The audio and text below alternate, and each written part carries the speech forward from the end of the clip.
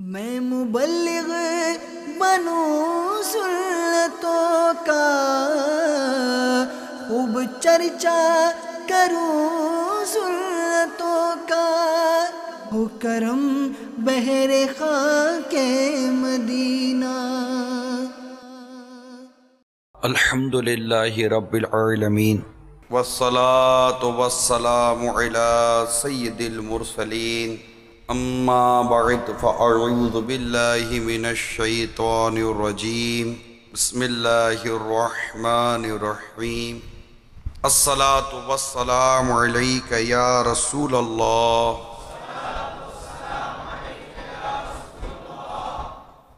وعلی آلک واصحابک یا حبیب اللہ، الصلاة والسلام علیک یا نبی اللہ، وعلی آلک واصحابک یا نور اللہ۔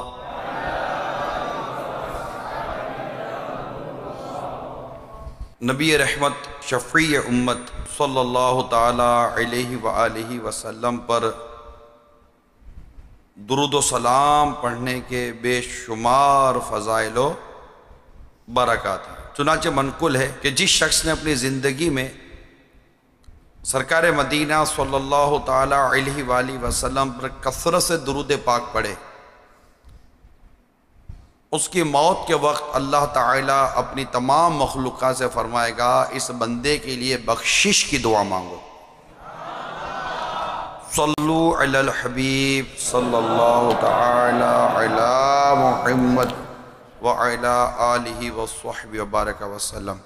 ایک شخص بارگاہ رسالت صلی اللہ تعالی علیہ وسلم میں حاضر ہو کر عرض گزار ہوا، یا رسول اللہ صلی اللہ تعالی علیہ وآلہ وسلم، میں بنی فلاں کے محلے میں قیام پذیر ہوں، مجھے سب سے زیادہ اذیت وہ شخص پہنچاتا ہے جو میرا سب سے زیادہ قریبی پڑوسی ہے۔ تو نبی رحمت شفیع امت صلی اللہ تعالی علیہ وآلہ وسلم نے حضرت سیدنا ابو بکر، عمر اور حضرت علی رضی اللہ تعالی عنہما کو بھیجا۔ وہ مسجد آئے، دروازے پر کھڑے ہو گئے، زور زور سے اعلان کرنے لگے، لوگوں سن لو، 40 گھروں تک دائیں بائیں آگے پیچھے ہمسائے ہوتے ہیں، اور وہ شخص جنت میں نہ جائے گا جس کا ہمسایہ اس کی شرارت سے خوف زدہ ہو۔ طبرانی شریف کی روایت۔ تو اس میں پڑوسیوں کی بھی ایک دائرہ کار بھی بیان کیا گیا۔ تو ہم میں سے شاید ہی کوئی ہو جس کا کوئی پڑوسی، کون ہے جس کا پڑوسی نہیں ہے؟ ہر کوئی پڑوسی تو رکھتا ہی ہے، ایک آدھ ہوگا چند ایک محلے میں، گاؤں دیہاتوں میں بھی پڑوسی ہے، 50 گھر کا ایک چھوٹا سا دیہات ہے وہ بھی پڑوسی رکھتا ہے، 20-25 گھر کا دیہات ہے، چھوٹا سا قصبہ ہے، چھوٹا سا گاؤں ہے، اس میں بھی پڑوسی تو ہوتے ہیں۔ ایک عمارت ہے تو پڑوسی کتنے پڑوسی آگے پیچھے ہو جاتے ہیں۔ پھر ساتھ ہی پڑوسی کے حقوق، کہ اس کی اہمیت کو اس روایت سے سمجھنے کی ہم کوشش کریں کہ حدیث پاک میں کہ ایک انصاری صحابی رضی اللہ تعالیٰ عنہ سے روایت فرماتے ہیں کہ میں سرکار صلی اللہ تعالیٰ علیہ وسلم کی زیارت کے لیے چلا، دیکھا کہ میرے آقا صلی اللہ تعالیٰ علیہ وسلم کہیں قیام فرمانے کھڑے ہوئے، اور ایک شخص آپ کی جانب متوجہ ہے۔ میں نے سوچا کوئی حاجت مند ہوگا، میں بیٹھ گیا۔ کہتے ہیں قسم رب کائنات کی، اللہ عز و جل کے حبیب صلی اللہ تعالیٰ علیہ وآلہ وسلم اتنی دیر کھڑے رہے کہ مجھے آپ کے اس قدر کھڑے ہونے پر دلی صدمہ ہوا، اتنی دیر کھڑے رہے۔ پھر وہ شخص چلا گیا۔ میں نے کھڑے ہو کر عرض کی، یا رسول اللہ صلی اللہ تعالی علیہ وآلہ وسلم، اس شخص نے آپ اتنی دیر تک کھڑے رکھا کہ کہ مجھے آپ کے اتنی دیر تک کھڑے رہنے سے دلی طور پر دکھ محسوس ہوا۔ تو سرکار مدینہ راحت قلب و سینہ صلی اللہ تعالی علیہ وآلہ وسلم نے ارشاد فرمایا جانتے ہو وہ کون تھا؟ میں نے عرض کی جی نہیں۔ فرمایا وہ تو جبریل علیہ السلام تھے، اور مجھے مسلسل ہمسائے یعنی پڑوسی کے حق میں وصیت کرتے رہے، حتیٰ کہ گمان ہونے لگا کہ وہ اسے وارث بنا کے نہ چھوڑے۔ پھر فرماتا اگر تم انہیں سلام کہتے تو وہ تمہیں سلام کا جواب بھی دیتے۔ تو اس سے اندازہ کیجئے، یہ جو دو روایتیں آپ کے سامنے میں نے بیان کی کہ اس سے پڑوسی کے متعلق جو آگے پیچھے دائیں بائیں کے حوالے سے جو ہوا یہ، اور مزید یہ کہ پڑوسی کے حوالے سے سرکار صلی اللہ تعالی علیہ وسلم کا یہ ارشاد کہ وراثت میں اس کو حصے دار نہ بنا دے۔ اتنی پڑوسی کی اہمیت بیان کی گئی ہے کتابوں کے اندر، روایت کے اندر۔ قرآن کی آیتیں پڑوسیوں کے حوالے سے بیان کر رہی ہیں۔ سورہ نساء میں اس کا بیان موجود ہے، سورہ احزاب میں اس کا بیان موجود ہے کہ پڑوسی کے حوالے سے کیا کیا ارشادات قرآن پاک میں بیان کیے جاتے ہیں۔ سرکار مدینہ صلی اللہ تعالی علیہ وسلم نے ارشاد فرمایا کہ اللہ کے نزدیک بہترین ساتھی پڑوسی وہ ہیں جو اپنے پڑوسی کے لیے اچھے ہوں۔ اس روایت کے تحت مفسر شہیر حکیم الامت مفتی احمد یار خان علیہ رحمت الحنان اس کی شرح میں بڑے پیارے مدنی پھول عطا فرما رہے ہیں، جس سے ہمیں پڑوسی کی واقعی اہمیت کا پتہ چلے گا۔ آپ اپنی شرح میں لکھتے ہیں کہ عبادات کی درستی سے بھی زیادہ اہم معاملات کی درستی ہے۔ یہ معاملات آتے ہیں، علم کے 4 اقسام ہیں، علم 4 چیپٹر میں یا 4 عنوان میں تقسیم ہے، منقسم ہے: عقائد، عبادات، معاملات اور اخلاقیات۔ معاملات ایک دوسرے سے سلوک، برتاؤ، ملنا جلنا، یہ جو سارے یہ معاملات میں آ جاتے ہیں۔ تو مفتی صاحب فرماتے ہیں کہ عبادات کی درستی سے بہت زیادہ اہم ہے معاملات کی درستی۔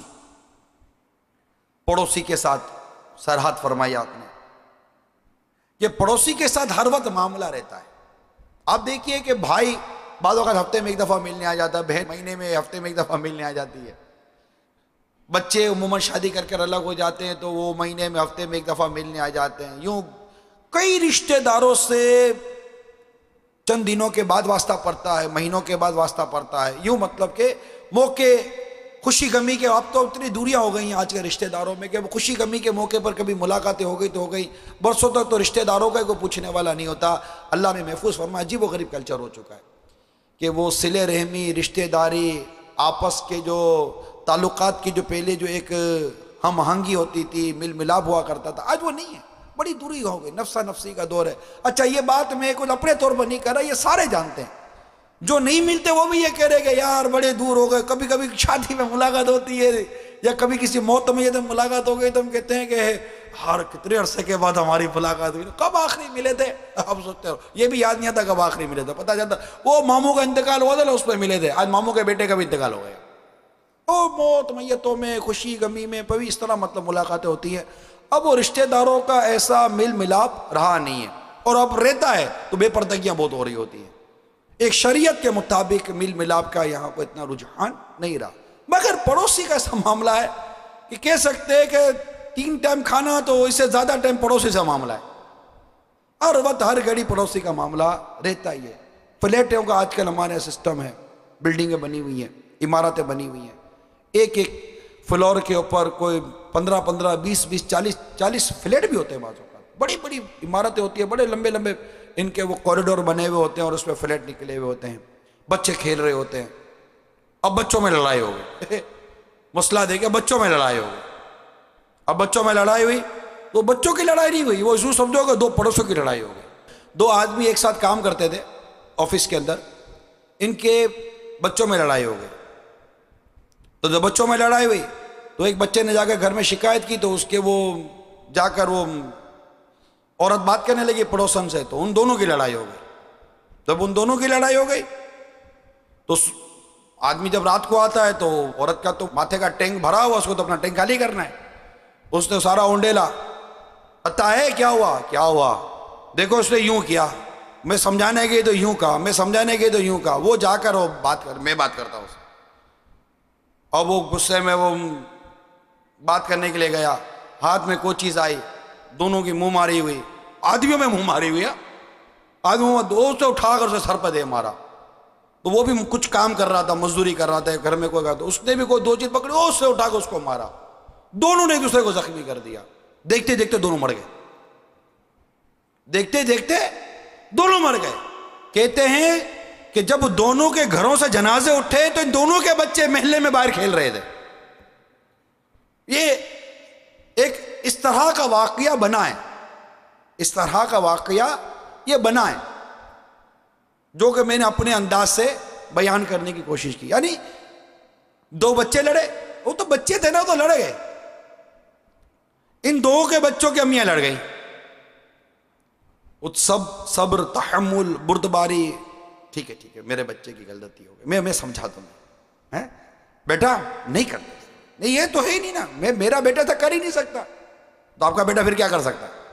بچہ تو بچہ ہوتا ہے، بچہ تو بہت کچھ کر جاتا ہے نا.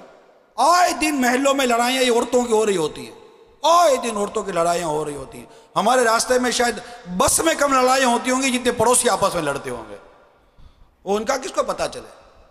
بسوں میں پیسنجر واقعی کم لڑتے ہوں گے مگر پڑوسی اتنا لڑتے ہوں گے. اور اس میں عورتیں، اور عورتوں کے لڑائی کے بعد وہ جو ایسے مرد حضرات ہوتے ہیں جن میں تحمل، بردباری، معاملہ فہمی کم ہوتی ہے. اچھا یوں بولی، اب وہ عورت سے لڑنے جائے تو اس کی تو ویسے ہی مت حالت خراب ہوتی ہے، میں لڑوں گا تو عورت میرے کو بھی نہیں دعوت دے دے. تو وہ آدمی سے بات ہے تو سامنے آدمی بھی سن کر بیٹھا ہوا ہوتا ہے، اس کی بھی کیسٹ بھری ہوئی ہوتی ہے، اس کی بھی کیسٹ بھری ہوئی ہوتی ہے. دونوں آ کر اپنی اپنی کیسٹ ایک دوسرے پہ خالی کرتے ہیں. غصہ آ جاتا ہے.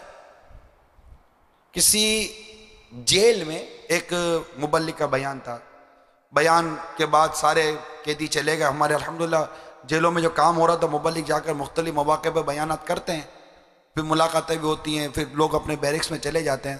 تو وہ کہتے ہیں کہ ایک قیدی مجھ سے ملا اور مجھے کہنے لگا کہ میں قتل کے جرم میں اندر میں ہوں.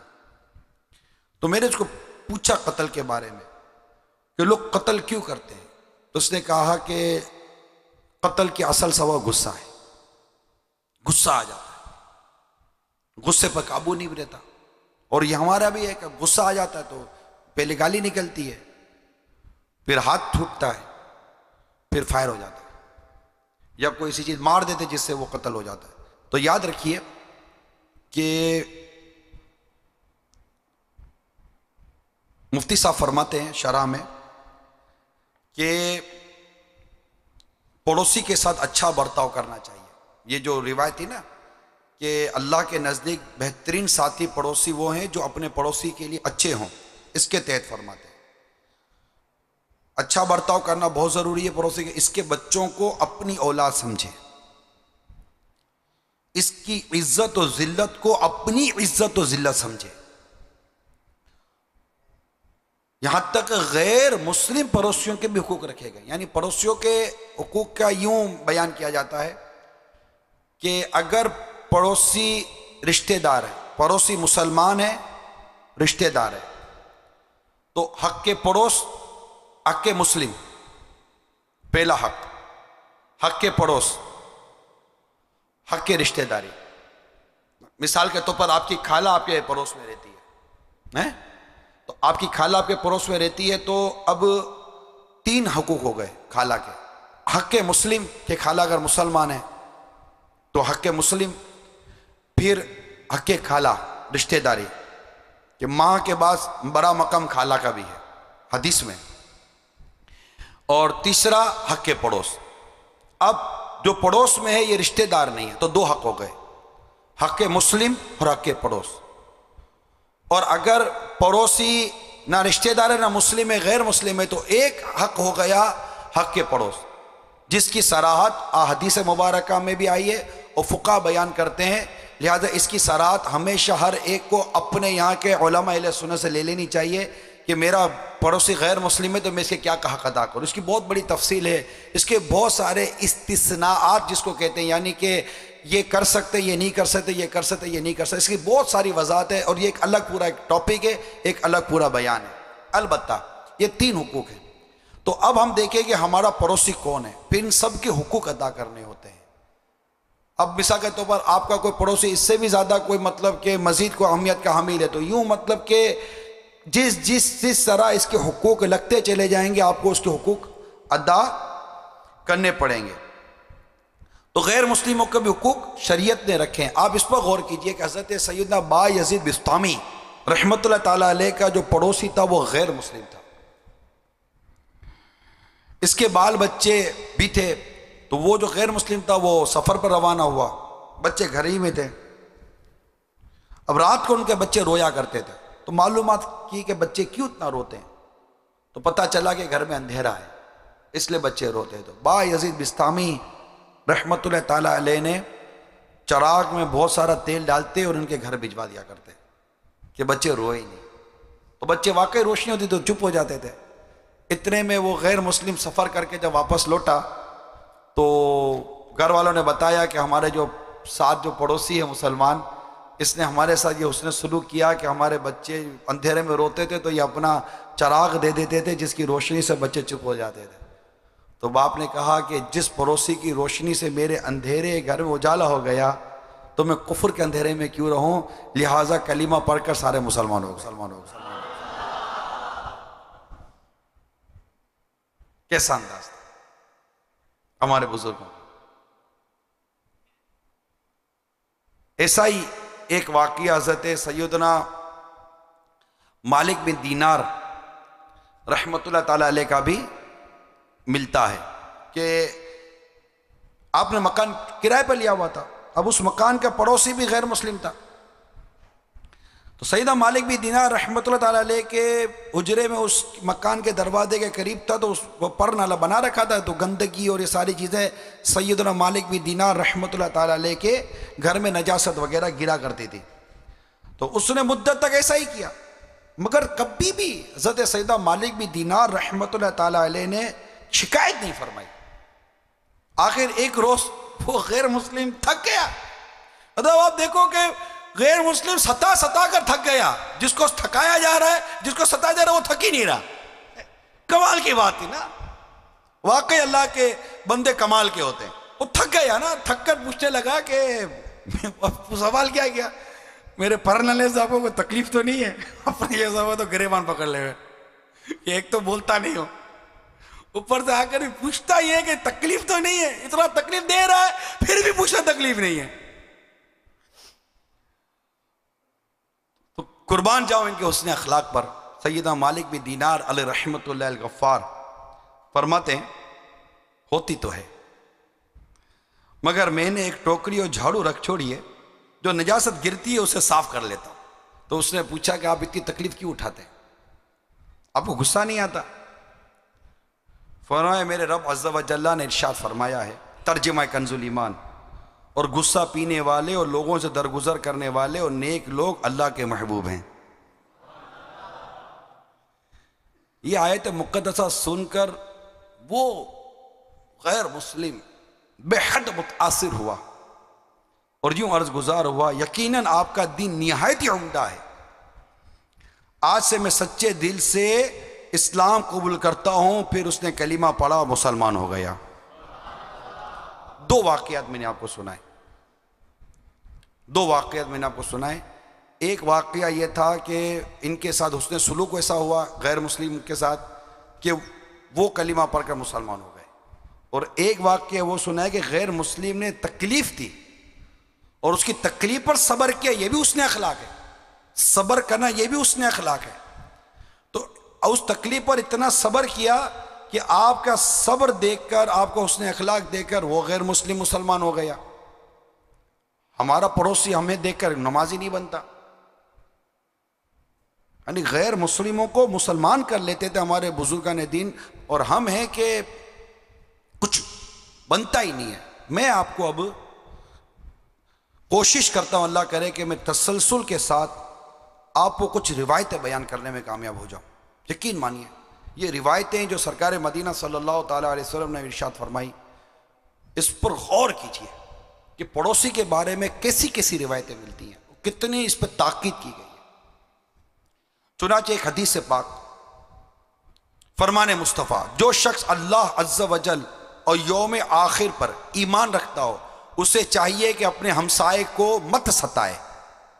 جو بندہ اللہ عز و جل آخرت کے دن پر ایمان رکھتا ہو اسے چاہیے کہ اپنے مہمان کا اکرام کرے، اور جو اللہ تعالیٰ اور یوم آخرت پر ایمان رکھتا ہو اسے چاہیے کہ اچھی بات کہے ورنہ خاموش رہے. دوسری حدیث، اللہ کی قسم وہ ایماندار نہیں، اللہ کی قسم وہ ایماندار نہیں، اللہ کی قسم وہ ایماندار نہیں. عرض کی کہ یا رسول اللہ صلی اللہ تعالی علیہ وسلم کون؟ ارشاد فرمایا جس کی ایذا رسانی سے اس کا ہمسایہ محفوظ نہیں. ہائے ہائے. ایک اور حدیث میں سنیے کہ ایک اور روایت میں یہ الفاظ زائد کہ صحابہ کرام علیہم رضوان نے عرض کی اس کی ایذا رسانی کیا ہے؟ فرمایا اس کی شرارتیں. اور مسلم کی روایت میں کہ جنت میں داخل نہیں ہوگا وہ آدمی جس کی شرارتوں سے اس کا ہمسایہ محفوظ نہ ہو. اور ایک حدیث میں پڑوسی کے شر کی وضاحت کی گئی ہے کہ اس کا شر اس کی جہالت اور اس کا ظلم ہے. فرمان مصطفیٰ صلی اللہ تعالی علیہ وآلہ وسلم، جس نے اپنے ہمسائے کو دکھ دیا اس نے مجھے دکھ پہنچایا، اور جس نے مجھے دکھ پہنچایا اس نے اللہ عز و جل کو دکھ پہنچایا. یعنی اس کی نافرمانی کی، کیونکہ اللہ کو کوئی دکھ نہیں پہنچا سکتا. جس نے اپنے پڑوسی کے ساتھ لڑائی کی تو اس نے میرے ساتھ لڑائی کی، اور جس نے میرے ساتھ لڑائی کی بلا شبہ اس نے رب عز و جل کے ساتھ لڑائی کی. اور ہے کوئی جو اللہ کے ساتھ لڑ سکے؟ ایک اور حدیث سنیے. ایک غزوے کے موقع پر سرکار صلی اللہ تعالی وسلم تشریف لے گئے تو ارشاد فرمایا آج ہمارے ساتھ وہ شخص نہ بیٹھے جس نے اپنے ہمسائے کو اذیت پہنچائی ہو. لوگوں میں سے ایک شخص نے عرض کی میں نے اپنے ہمسائے کی دیوار کی بنیاد پر پیشاب کر دیا. سرکار مدینہ صلی اللہ تعالی علیہ وسلم نے ارشاد فرمایا تم آج ہمارے پاس مت بیٹھو. اٹھا دیا. یاد رکھیے حدیث پاک میں قیامت کے روز سب سے پہلے جو جھگڑا یعنی فیصلے کے لیے پیش ہوگا وہ دو ہمسایوں کا ہوگا. یعنی یہ معلومات کی بات عرض کر رہا ہوں کہ عبادات میں سب سے پہلے حساب نماز کا ہوگا، اور معاملات میں سب سے پہلے حساب خون ناحق کا ہوگا. جو خون ناحق بہاتے ہیں نا یہ سے عبرت حاصل کرے. قیامت کے دن کیا جواب دیں گے؟ آج یہ جو ٹھٹر ٹھٹر کرتے ہوئے فائرنگیں کرتے ہوئے یہ مار دیتے ہیں وہ خون ناحق بہاتے ہیں. چپ جاتے ہیں، چپ گئے، چلو چپ گئے. کب تک چپ ہو گئے؟ کس سے چپ ہو گئے؟ اللہ سے چپ سکتے ہو؟ اللہ سے کون چپے گا؟ اللہ جانتا ہے تم نے یہ ظلم کیا، اللہ جانتا ہے تم نے ناحق قتل کیا، اور اس پر ایکڑیاں مارتے ہو، تڑیاں مارتے ہو، بدماشیاں کرتے ہو، لوگوں کو ڈراتے ہو، دھمکاتے ہو، جانتے نہیں ہو میں کتنا خطرناک آدمی ہوں. تمہارے اس شر سے تمہارے بہلے والے تمہارے پڑوسی ڈر رہے ہیں. بڑا خطرناک آدمی ہے، ڈاکو ہے، چور ہے، بدماش ہے، گالیاں دیتا ہے، دھمکیاں دیتا ہے، تھوڑا سا کچھ کرو تو لڑنے کو آ جاتا ہے. یہ ساری طبیعتیں جس میں وہ سب نوٹ کرے. تو جو معاملات میں جو سب سے پہلے حساب ہوگا وہ خون ناحق کا ہوگا، اور حقوق میں جو سب سے پہلے حساب ہوگا وہ پڑوسیوں کے آپس میں جھگڑے کا ہوگا، جس کا میں نے ابھی شروع میں واقعہ بیان کیا. تو آپس میں جھگڑنا بند کر دیں اور ایک دوسرے کے ساتھ ہمدردی کا اظہار کریں، رعایت کریں. حدیث پاک میں ایک آدمی نے رسول اکرم صلی اللہ تعالی علیہ وسلم کے پاس حاضر ہو کر اپنے ہمسائے کی شکایت کی. آپ نے اس سے فرمایا جاؤ صبر کرو.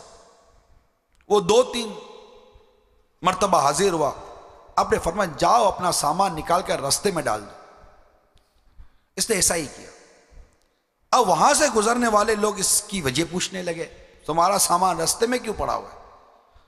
تو اس نے کہا میرے ہمسائے کے متعلق اس نے بتایا کہ مجھے تکلیف دیتا رہتا ہے، ستاتا ہے۔ اب اس نے جو اپنے ہمسائے کو ستایا تو اس کو بھی لوگوں کی طرف سے لعنت ملامت ہوئی، بعض لوگوں نے بد دعائیں کی۔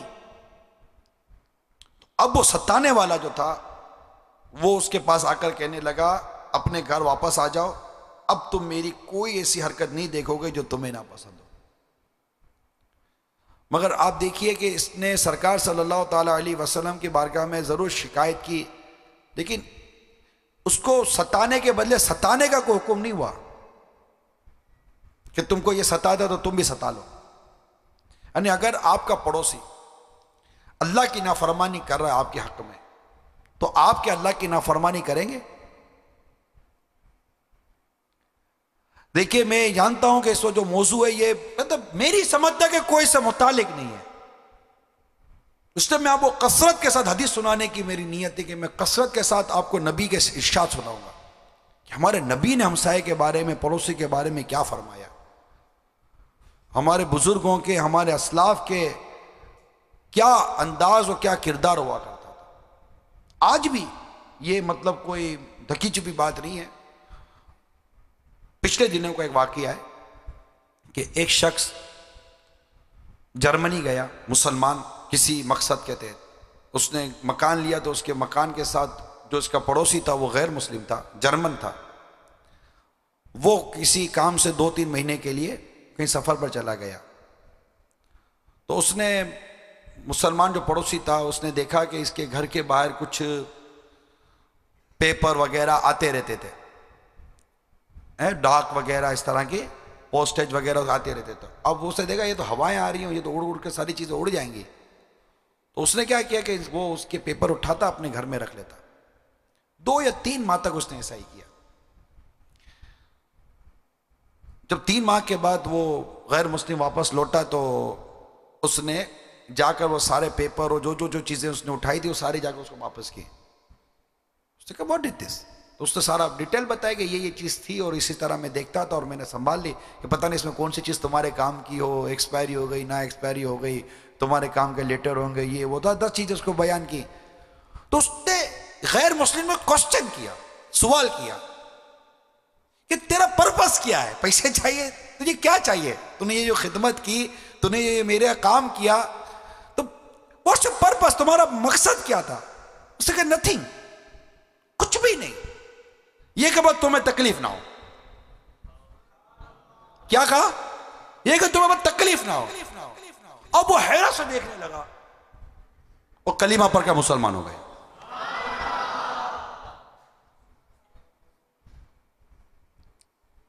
اللہ تعالیٰ نے ہمیں حسن اخلاق کا ارشاد فرمایا، پیارے نبی صلی اللہ تعالی وسلم نے حسن اخلاق کا ارشاد فرمایا ہے،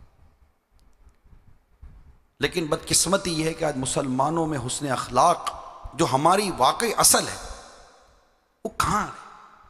ڈانٹ ڈپٹ، غصہ، چیچڑاپن، غیبت، بدگمانی۔ ہماری تو زبان سے ہمارا پڑوسی محفوظ ہے، مسلمان پڑوسی محفوظ نہیں ہے۔ اور غیر مسلم کیا بات کرو، غیر مسلم اگر ہمارا مدنی چینل دیکھتے سنتے، دیکھو یہ ہمارا اسلام ہے۔ رائٹس آف نیبر، اسلام اس کو مینشن کرتا ہے، بیان کرتا ہے، ڈیٹیل ہے اس کی پوری۔ ایون نان مسلم اس کے بھی حقوق بیان کرتا ہے ہمارا اسلام۔ اور اگر ان تمام حقوق جو بیان کیے گئے، جو ادا کرنے، ان کے حقوق کے ساتھ مسلمان جیے، کیا جب کہ اس کا غیر مسلم پڑوسی اپنے پڑوسی مسلمان کے اس نے اخلاق سے مسلمان نہ ہو جائے۔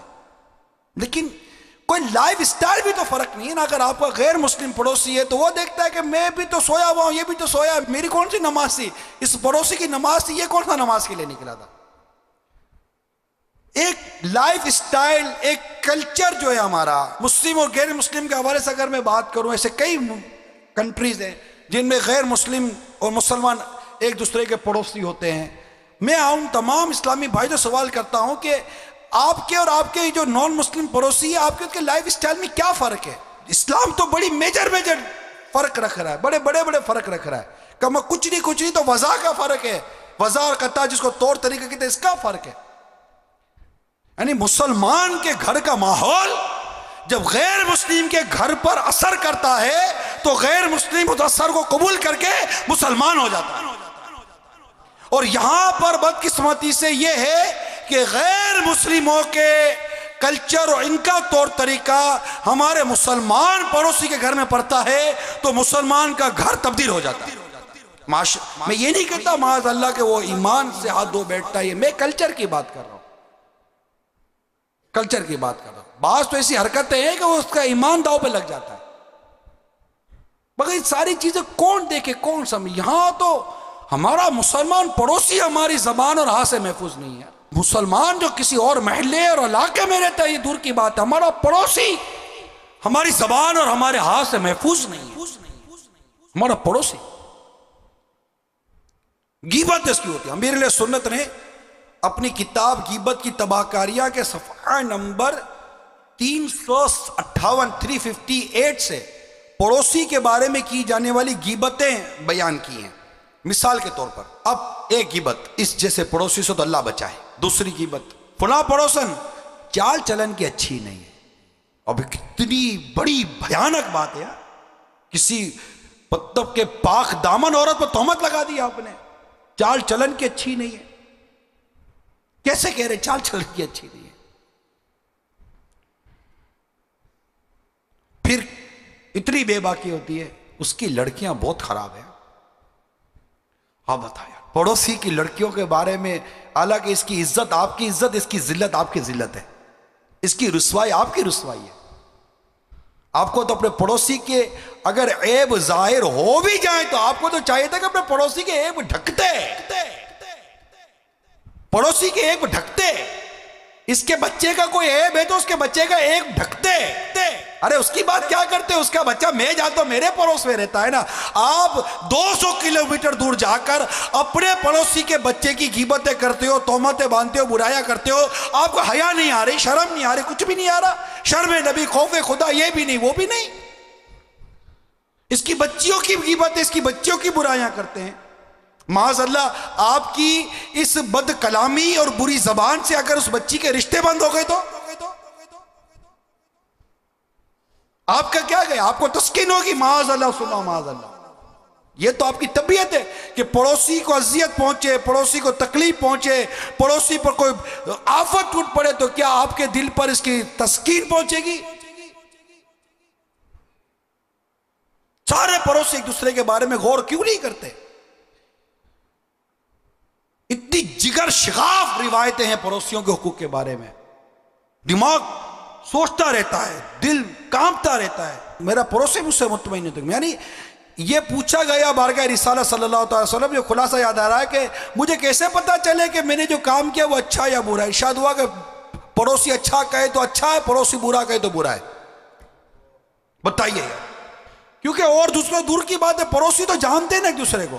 اب یہ تو اب ہمارے تو ایسا کلچر ہو گیا ہے کہ کیا بیان کرو، ایک پڑوسی دوسرے کو جانتے بھی نہیں. ہو سکتا ہے یہ موضوع آ جائے. البتہ میں پڑوسیوں کی غیبتوں کے بارے میں بیان کر رہا تھا.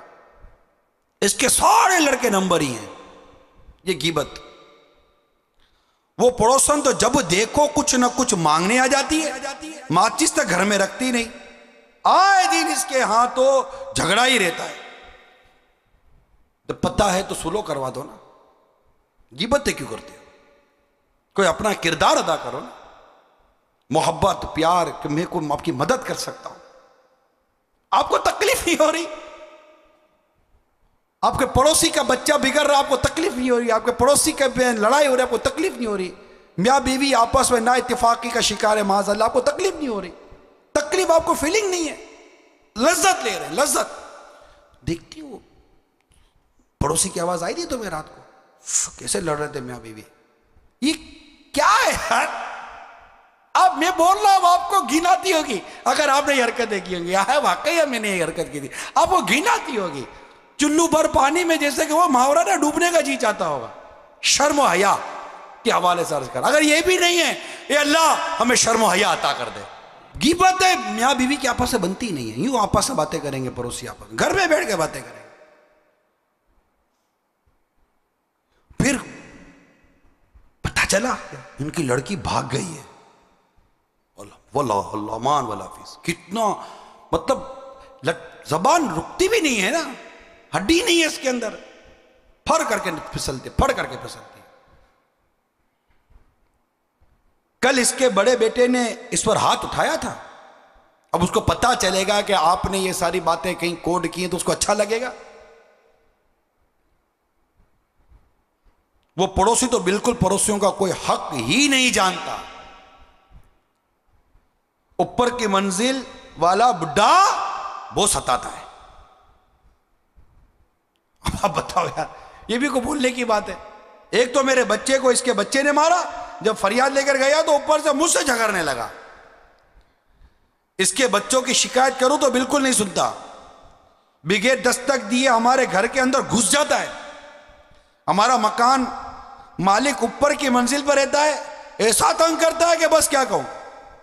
اس پڑوسی کے بیٹے کی دھوم دھام سے شادی ہوئی, مگر ہمیں جھوٹے بہانے شادی کا کارڈ تک نہیں دیا. ہم کون سے ان کے کھانے کے لیے بیٹھے ہیں, اللہ نے ہم کو بہت دیا ہے. تو بہت دیا تو اس پر سوچ کیوں رہے ہو, یہ فیلنگ کیوں ہے کہ وہ کارڈ ہی نہیں دیا. ہو سکتا ہے ہمارا کردار ایسا نہ ہو, بتائیے پڑوسوں میری شادی میں آئے گی, میری شادی کا بھی گنڈا کر دے گی, یہاں بھی لڑے گی. بعض واقعی لڑا کا تیارہ ہوتی ہے, جب دیکھو میزائل, جب دیکھو میزائل, جب دیکھو میزائل. ایسا مزاج ہوتا ہے بعض عورتوں کا. حدیث پاک میں ہے کہ پیارے آقا صلی اللہ تعالی علیہ وسلم ارشاد فرمایا, جو شخص رات کو پیٹ بھر کر سویا حالانکہ اسے معلوم تھا کہ اس کے پہلو میں اس کا ہمسایہ پڑوسی بھوکا ہے, تو در حقیقت وہ شخص مجھ پر ایمان ہی نہیں لایا. وہ کیسا مسلمان ہے. ایک اور روایت میں, وہ شخص ایماندار نہیں جو پیٹ بھر کر کھائے اور اس کا ہمسایہ بھوکا ہو. مفتی صاحب ان مضامین کی روایت کے تحت لکھتے ہیں کہ اگر اسے پڑوسی کی بھوک اور محتاجی کی خبر ہو تب تو یہ بہت ہی بے مروت انسان ہے, اور اگر خبر نہیں تو لاپرواہ ہے. کہ مومن کو چاہیے کہ اپنی عزیزوں, قرابت داروں اور پڑوسیوں, محلے والوں کی خبر گیری رکھے. اگر وہ ضرورت مند ہے تو ان کی ضرورتیں پوری کرے. ایک بزرگ کے بارے میں لکھا ہے, حضرت ابن المقفع رحمت اللہ تعالی علیہ کے بارے میں نقل ہے کہ ان کو پتا چلا کہ ان کا پڑوسی سواری کے قرضے کی وجہ سے اپنا مکان بیچ رہا ہے. اچھا, آپ رحمت اللہ تعالی علیہ اس پڑوسی کے گھر کی دیوار کے سائے سے فائدہ اٹھاتے تھے, تو آپ نے ارشاد فرمایا کہ اگر اس وجہ سے یہ گھر بیچ رہا ہے تو میں نے اس کے گھر کی دیوار کے سائے کا حق ادا نہیں کیا. پھر آپ نے اسے رقم بھجوائی اور فرمایا کہ مکان مت بیچنا. کیسا ہمارے بزرگوں کی طبیعت ہوا کرتی تھی, کیسا ان کا ذہن ہوا کرتا تھا, کتنا خیال رکھا کرتے تھے ہمارے بزرگان دین اپنے ہمسایوں کا. ہمارا ایسا ماحول نہیں ہے. لڑائی جھگڑے, طرح طرح کی زیادتیاں, اتنی عبادت کرتی ہیں اسلامی بہنیں, پڑوسیوں کو تکلیف دیتی ہیں, زبان سے تکلیف دیتی ہیں. ایسوں کے بارے میں جہنم کی وعید ہے.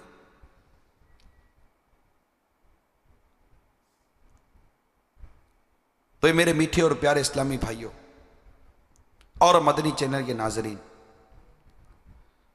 رحم کرنا سیکھیے, غم بانٹنا سیکھیے, تکلیف دور کرنا سیکھیے. حدیث پاک میں پڑوسیوں کے حقوق بیان کیے گئے کہ پڑوسی کے یہ حقوق ہیں. چنانچہ سرکار مدینہ صلی اللہ تعالی علیہ وآلہ وسلم نے ارشاد فرمایا, جس نے اپنا دروازہ اپنے ہمسائے سے اپنے اہل و عیال و مال پر خوف کرتے ہوئے بند کر لیا کہ کہیں وہ کسی ضرورت کے لیے سوال نہ کر بیٹھے, تو وہ شخص مومن یعنی کامل مومن نہیں, اور وہ آدمی بھی ایماندار نہیں جس کی شرارت سے اس کا ہمسایہ محفوظ نہ ہو. کیا تمہیں معلوم ہے ہمسائے کا تم پر کیا حق ہے, یعنی پڑوسی کا تم پر کیا حق ہے؟ پھر خود ہی ارشاد فرمایا, اب تفصیل سنیے پڑوسی کے حقوق کی. جب وہ تم سے مدد مانگے تو تم اس کی مدد کرو,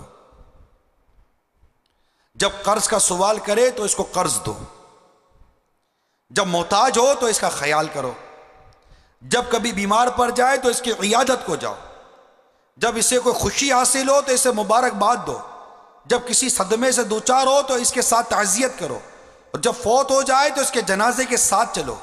اس کی اجازت کے بغیر اس کے گھر کے ساتھ اتنا اونچا مکان نہ بناؤ کہ اس کے گھر کی ہوا بند ہو جائے، اور اپنی ہانڈی یعنی جو آپ کھانا پکاتے ہیں کی خوشبو سے اسے مبتلا اذیت نہ کرو۔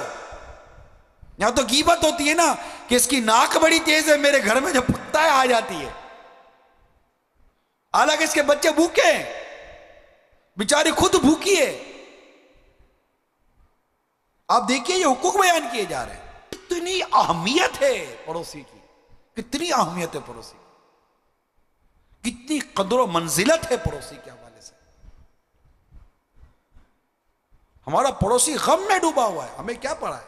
بلکہ اب تو پوزیشن یہ ہے کہ بعض سوسائٹیز ہیں ایسی کہ جس میں یہ کہہ کر گھر لیا جاتا ہے، ارے بھائی ہم تو ایسی جگہ رہتے پتہ ہی نہیں ہمارے قریب کون رہتا ہے، یہ آپ کو پتا ہو، پتہ ہی نہیں۔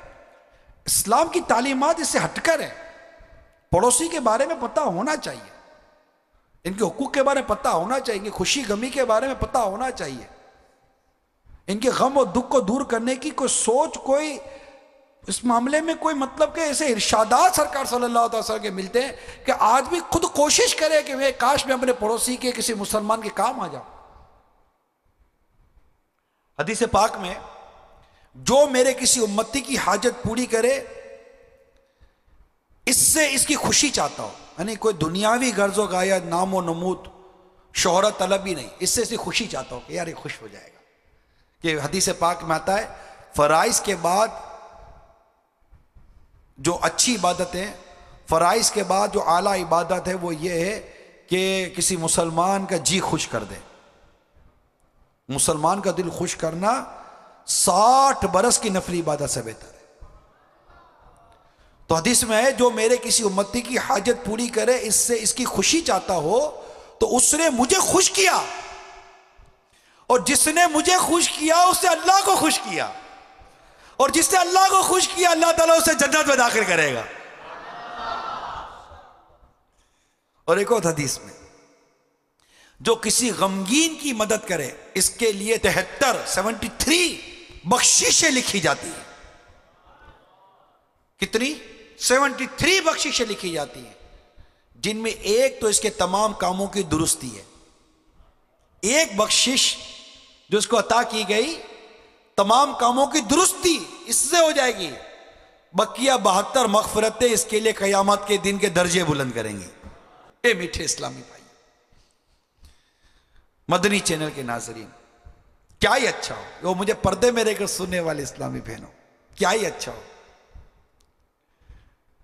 کہ ہم آج کے سنت و برے بیان سے فارغ ہو کر ایک کاش ہمارے گھروں کے دروازے کھلیں اور ایک پڑوسی دوسرے پڑوسی کے پاس شریعت کے تقاضے پورے کرتے ہوئے چلا جائے کہ مجھے معاف کر دیجیے، مجھے معاف کر دیجیے، میں نے آج تک آپ کے حقوق سمجھے نہیں، میرے بچوں نے آپ کو تکلیف دی، میرے گھر سے آپ کو تکلیف پہنچی، بہت کچھ آپ کو اذیتیں دی ہیں، کبھی گاڑی کے ذریعے اذیت دی، کبھی کیا اذیت دی، کبھی کیا اذیت دی، نہ جانے کیا کیا میں نے آپ کی حق تلفیاں کی ہوں گی، مجھے معاف کر دیجیے۔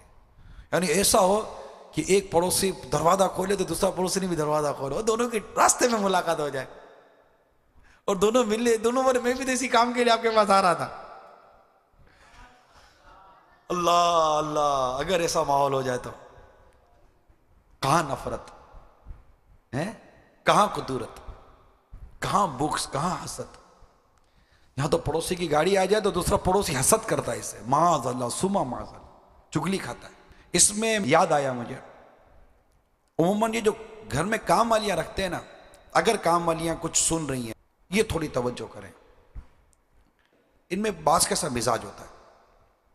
اب یہ پڑوسی کے گھر میں آدھا پونا گھنٹہ رہی تو اب گھر میں 10 قسم کی باتیں ہوتی ہیں، ماں بچوں کو بھی ڈانٹ رہی ہوتی ہے، بچے ماں کو کچھ بول رہے ہوتے ہیں، میاں بیوی میں بعضوں کا چپکلش ہو جاتی ہے، تو وہ کام والیاں کچن میں یا کہیں بھی کھڑے کھڑے مطلب سن رہی ہوتی ہے، کان میں روئی ڈال کے تو چلنے سے رہی وہ، مگر کہ غور کرے کہ ساری باتیں جو آپ کے کان میں چلی گئیں، ایک تو یہ بے احتیاطی بہت ہے گھر والوں کی کہ ایک پرائی عورت ہے یا پرایا شخص ہے جو کام کر رہا ہے، کئی ملازم ہوتے ہیں، کئی عورتیں ہوتی ہیں، کئی آدمی ہوتے ہیں، ٹھیک ہے، ملازمت کرتے ہیں، ڈرائیور ہوتے ہیں،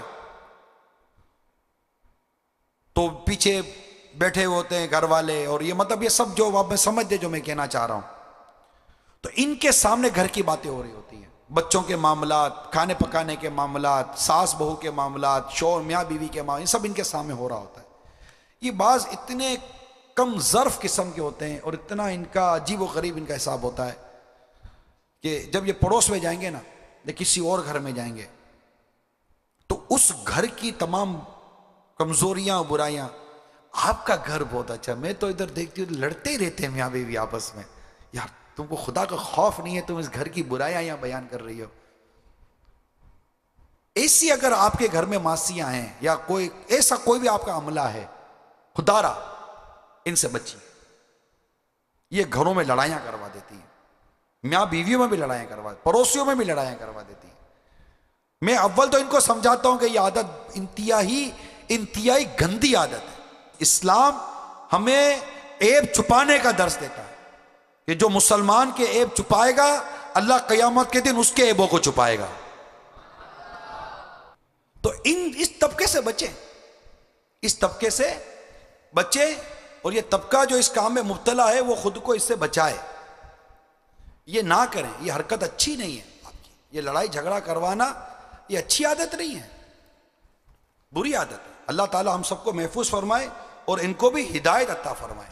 پیارے حبیب صلی اللہ تعالی علیہ وسلم کے صدقے میں معاملہ نازک ہے، پڑوسی کا معاملہ ہے نازک، پڑوسی کو راحت پہنچانے کی نیت کر لیجیے۔ ایک بزرگ کے گھر میں چوہے تھے، کسی نے کہا کہ بلیاں پال لو، چوہے چلے جائیں گے، کہا کہاں جائیں گے؟ پڑوسی کے گھر میں نا، نا میرے گھر میں بھلے، میرے گھر میں رہنے دو، میں اپنی تکلیف پڑوسی کے گھر میں کیوں ڈالوں یار؟ کیسی سوچ تھی، کیا کمال کا دور تھا، کمال کی سوچیں تھی، ترس گئے یار، اب تو ایسی سوچوں کو ترس گئے۔ تو ایسی صورتحال میں پلیز، حالات بہت نازک ہیں، اللہ تعالی ہم سب کو پڑوسی کے، ماں باپ کے، اہل و عیال کے، سب کے حقوق ادا کرنے کی توفیق عطا فرمائے۔ انشاءاللہ پڑوسی ادب ایسا ہو جائے کہ آج سے ہماری طبیعت تبدیل ہو جائے اور ہمارے پڑوسی کو لگے کہ یار فرق آیا میرے پڑوسی میں، ہر کوئی اپنے اندر فرق لایا، پرو انتظار نہ کرے یار یہ بولا تھا میرا پڑوسی تو آیا نہیں ہے تو آپ کون سے چل کر گئے۔ آپ بڑھو، آپ بڑھو، آپ بڑھو، آپ بڑھو، ایسا کردار بنائیے اپنا کہ آپ کا پڑوسی بھی چاہے کہ یار جنت میں بھی ساتھ رہیں گے، اور نیک پڑوسی ڈھونڈیں۔ پڑوسی کون ڈھونڈے؟ نیک، اپنے جو پڑوسی ڈھونڈتے نا وہ نہیں۔ میں اب اس کی ڈیٹیل میں نہیں جاتا، ایک ہی ڈیٹیل دیتا ہوں، پڑوسی نیک ڈھونڈے۔ ایک نیک پڑوسی کی صدقے میں اس کے 100 پڑوسیوں کو امان نصیب ہوتا ہے۔ 100 پڑوسی پروٹیکشن میں آتے ہیں ایک نیک پڑوسی کی وجہ سے، ایک نیک پڑوسی کی وجہ سے۔ پڑوسی تو قبر میں بھی اگر نیک پڑوسی ہو تو کام آتا ہے۔ کہ ایک شخص تو کسی وجہ سے قبر کھولی گئی منتقل کرنے کے لیے، اسباب ایسے بنے، تو دیکھا تو اس کے دونوں ناک کے ڈھتنوں میں پھول خوشبو دے رہے تھے، یار کیا نیک مردہ ہے۔ نکالا کہیں اور دفن کیا تو وہی پھول سانپ بن گئے۔ معلومات کی تو پتہ چلا کہ یہ جو شخص تھا جس کو تم نے نکالا یہ تو ہے تو گناہ گار، اور یہ اس کا اصل انجام ہے، اس کو عذاب تھا، مگر اس کا پڑوسی مردہ نیک ہے، اس کو وہی دفن کر دو کہ اس کے پڑوسی مردے کی وجہ سے اس کا عذاب راحت اور انعام میں تبدیل ہو گیا۔ دیکھیے پڑوسی، اللہ ہمیں نیک اور اچھے پڑوسی عطا فرمائے اور ہمیں نیک اور اچھا بنائے، آمین بجاہ النبی الامین صلی اللہ تعالی علیہ وآلہ وسلم۔ میں مبلغ بنوں سنتوں کا،